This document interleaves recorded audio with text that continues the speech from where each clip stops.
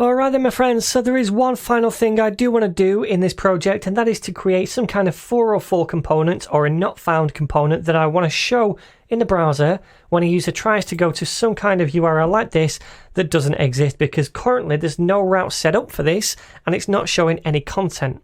So let's first of all create a component for this. Inside source, I'm going to call this not found. You can call it what you want. And inside here we want a stateless functional component. Press tab. And we'll call this not found right here as well. Okay, so let's do a simple template for this. I'm going to do a div with a class of not found, like so. And then down here, I'm going to do an h2 that says sorry, but I'm not sorry.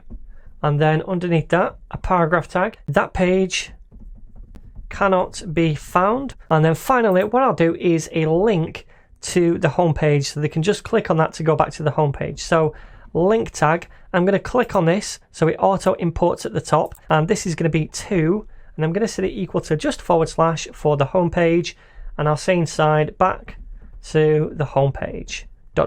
Okay, so this is our not found component. All we want to do now is set it up so that if anyone tries to go to a route that doesn't exist, we show that component.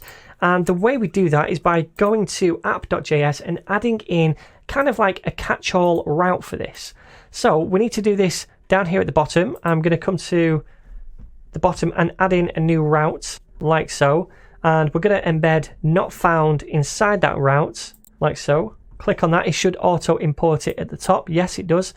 And then we want the path right here to be an asterisk. Oops, that's not typed in. So path is going to be an asterisk. And what that means is, look, catch any other route. Now this goes at the bottom because otherwise it's going to match any route that comes in if it goes at the top. If it goes at the bottom, if none of these match, then this will match it regardless. It's kind of like a catch-all route.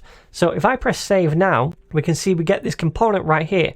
I can click on this to go back to the home page and it takes us back, but I can go to any old route that doesn't exist, and then we get the 404 page. Now ideally you're going to make something that looks a bit better than this, but this is not a design course or a CSS course, it's React, and hopefully now you can go and make your own better 404 pages.